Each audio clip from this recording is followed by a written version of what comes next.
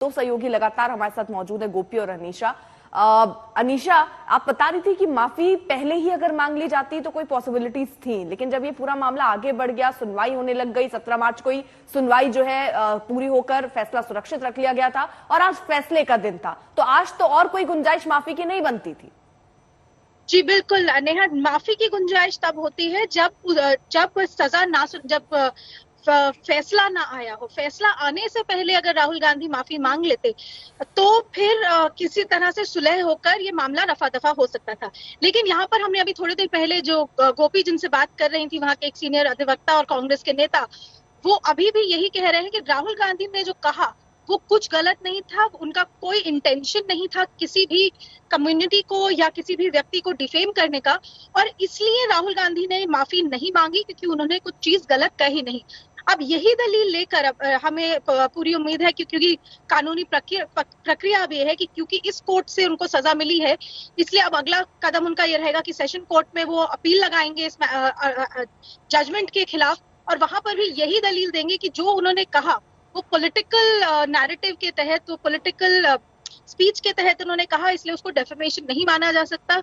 उन्होंने कुछ गलत नहीं कहा और उनका किसी कम्युनिटी को डिफेम करने का कोई इंटेंशन नहीं था। बात यह है कि अपील में क्या जो उच्च न्यायालय है वो उसको इस दलील को मानता है या नहीं।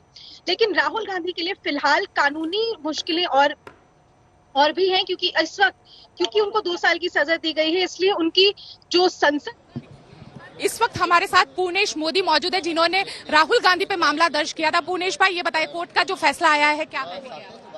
देखिए, फैसला जो आया है वो मैंने बताया कि सभी चोरों का उपना मोदी क्यों। इसके जो भाषण था कर्नाटक में चुनाव के दौरान 2019 में, तो वहां हमने यहाँ गुजरात में सूरत की कोर्ट में, न्यायालय में हमने याचिका दायर की थी और आज उनका जजमेंट आया है, फैसला आया है, तो फैसला का हम हृदय से स्वागत करते हैं। अच्छा, लेकिन दोनों ही साइड जिस तरीके से राहुल गांधी ने कहा कि माफी मांगने के लिए तैयार नहीं है, आपका क्या कहना है इसको लेकर? ये हमारा मामला नहीं, उनका मामला है। अब अच्छा, 2 साल की जो सजा का ऐलान हुआ है उससे खुश है आप? नहीं, देखो, खुश ना खुश का सवाल नहीं है भाई, ये सामाजिक आंदोलन है। अगर किसी भी समाज के ज्ञाति को, किसी सरनेम को, किसी विशेष ज्ञाति जो प्रधान हमारा भारत, उसके विरुद्ध में ऐसा बयान नहीं करना चाहिए और कुछ नहीं। अच्छा, कोर्ट ने ये कहा है कि अब राहुल गांधी बेल पे 2 साल की जो सजा सुनाई है, देखिए कुछ नहीं कह सकता उन्हें। मेरा जो रोल है वो मैंने आपको कहा कि सभी चोरों का उपना मोदी क्यों। हमारे गुजराती भाषा में बधा चोरोनी अटक मोदी केम, तो जग जहर बाबत छे। अच्छा, अब आपका क्या कहना है, क्योंकि कहीं अगर कन्विक्शन के बाद, क्योंकि आप भी राजनेता है, वो भी राजनेता है। मुझे कुछ कहना नहीं है, हमारे समाज में हम बैठ के आगे चर्चा करेंगे।